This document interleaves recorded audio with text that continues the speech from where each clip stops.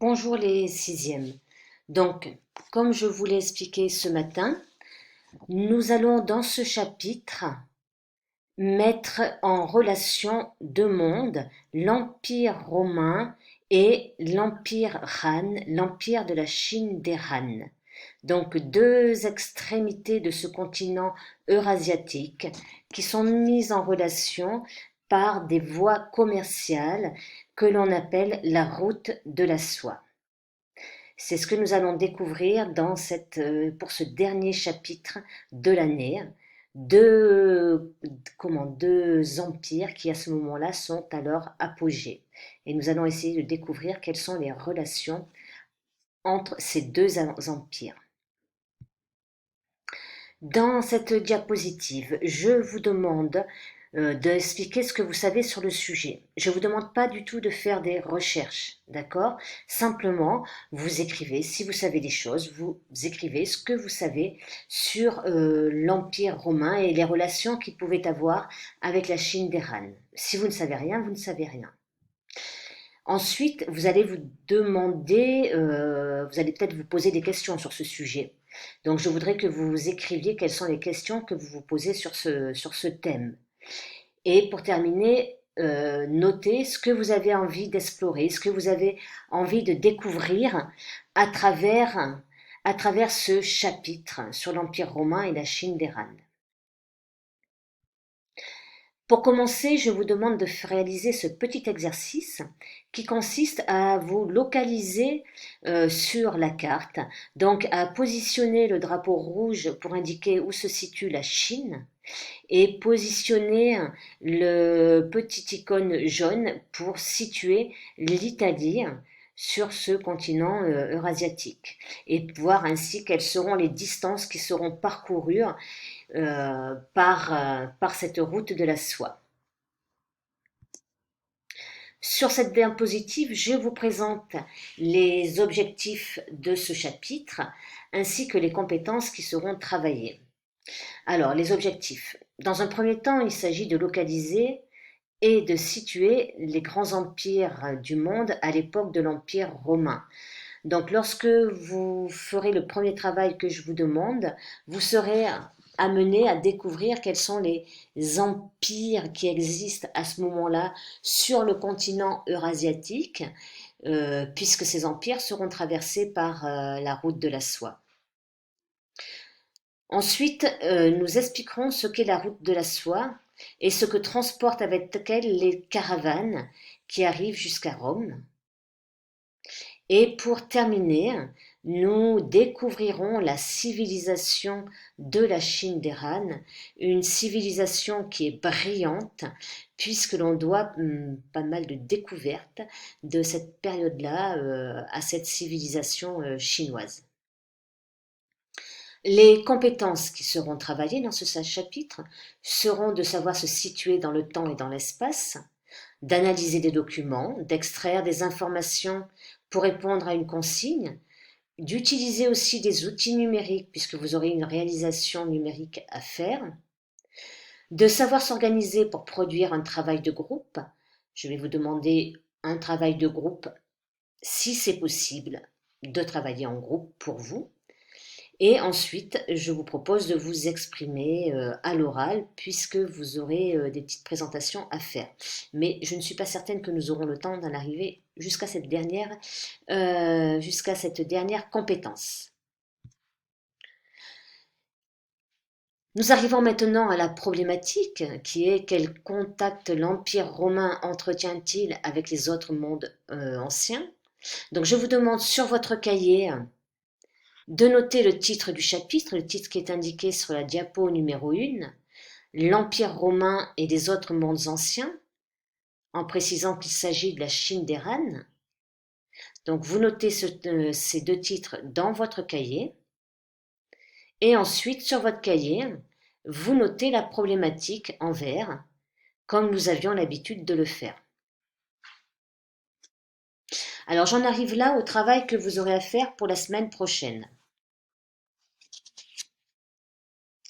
Pour la semaine prochaine, vous allez devoir travailler sur les pages 158 et 159 de votre manuel en expliquant tout d'abord quels grands empires sont traversés par la route de la soie.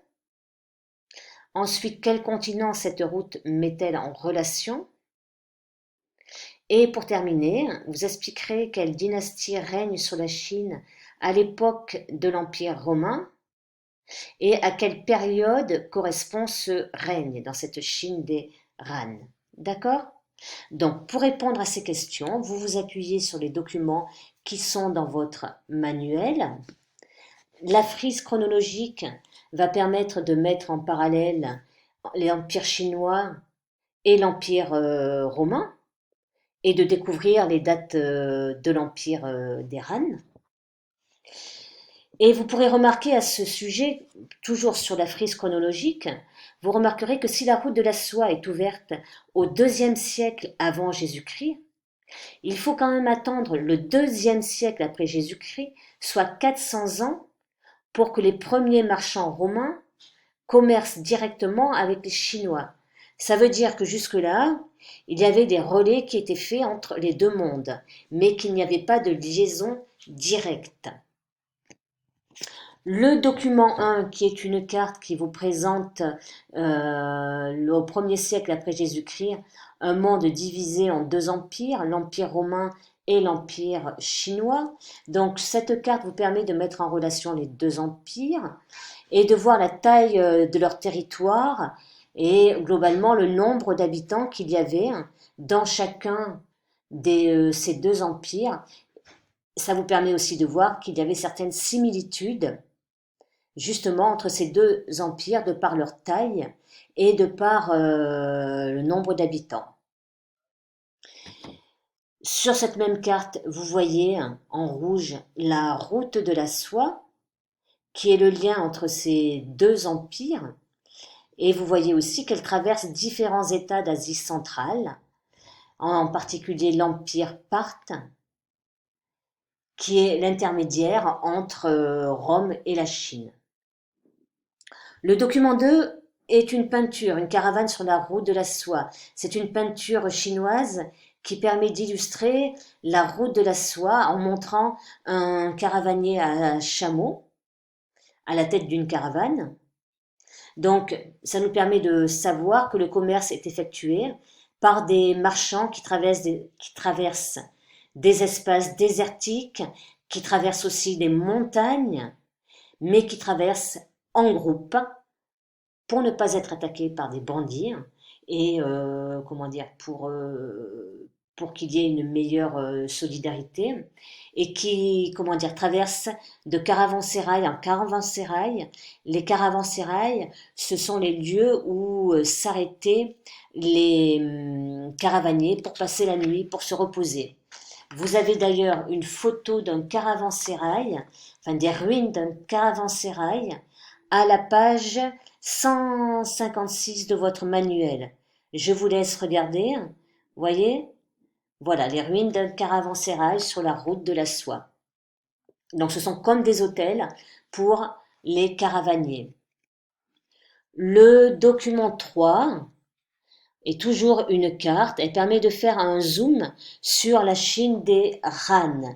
Et l'on peut voir que c'est un vaste empire qui est dirigé par l'empereur Wu, qui règne de 140 à 87 avant Jésus-Christ. Il a doublé la superficie de l'empire Han, puisqu'il a mené une politique expansionniste pour étendre cet empire. Mais malgré la grande muraille qui a été construite au nord de l'empire par le premier empereur Qin, et qui a été renforcée ensuite, cette muraille, elle a été renforcée ensuite pendant la dynastie des Han, d'accord? Malgré la présence de cette muraille, l'empire Han est constamment, attaqué par les Xiongnu, des peuples nomades du nord de l'Asie. On est presque en Sibérie là. D'accord? Donc ces attaques se poursuivent et justement l'empereur Wu va envoyer des émissaires pour essayer de négocier avec les nomades Xiongnu. Et ce sont ces premiers émissaires qui vont être aussi à l'origine de la première route de la soie. Voilà, j'espère que je vous ai donné suffisamment d'explications sur le travail que vous avez à faire pour la semaine prochaine. Alors maintenant, je viens à la diapo 7. Ce n'est pas pour la semaine prochaine, mais il faut quand même que vous commenciez à y réfléchir parce qu'après, ça arrivera assez rapidement.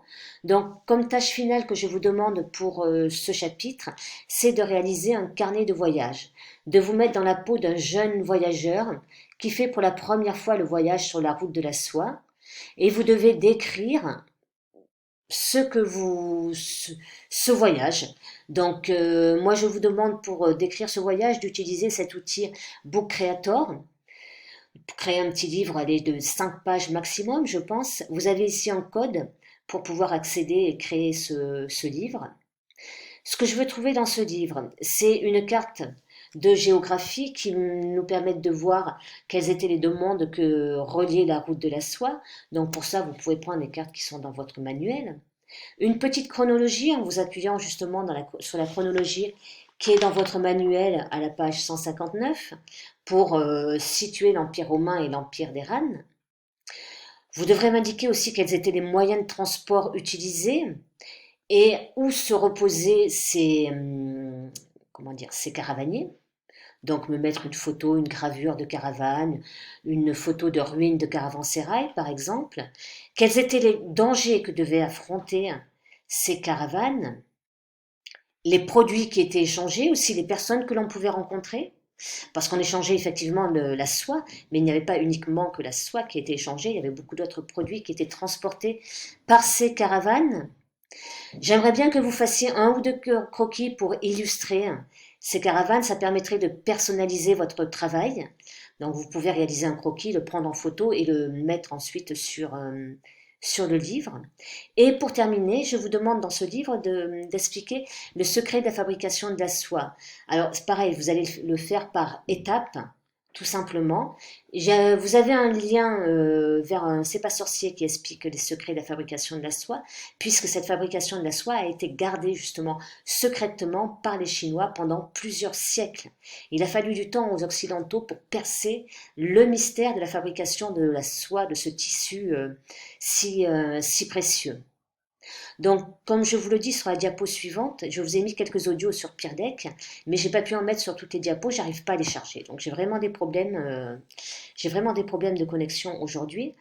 Je veux que ce soit très court ce carnet de voyage, c'est votre dernière réalisation. Il ne faut pas que vous y passiez trop de temps parce que vous allez devoir me la rendre avant la fin du trimestre. Essayez de la faire en groupe, pas trop de texte, des illustrations, des choses qui soient assez parlantes, d'accord? Si vous pouvez la faire en groupe, cela vous permettra de vous répartir le travail. Si vous ne pouvez pas le faire en groupe, ce n'est pas grave, faites-le individuellement. Voilà. Mais je vous souhaite bon courage et écoutez, j'espère vous retrouver la semaine prochaine dans de meilleures conditions.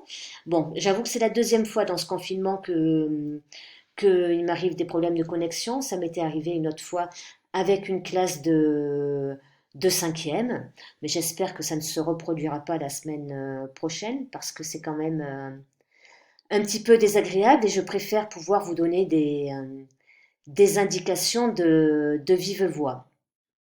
Si toutefois il y a encore des choses que vous ne comprenez pas, après avoir visionné cette capsule vidéo et après avoir écouté les audios que j'ai mis sur Peer Deck, vous pouvez me poser des questions par mail. D'accord? Allez, au revoir, bon courage, à la semaine prochaine.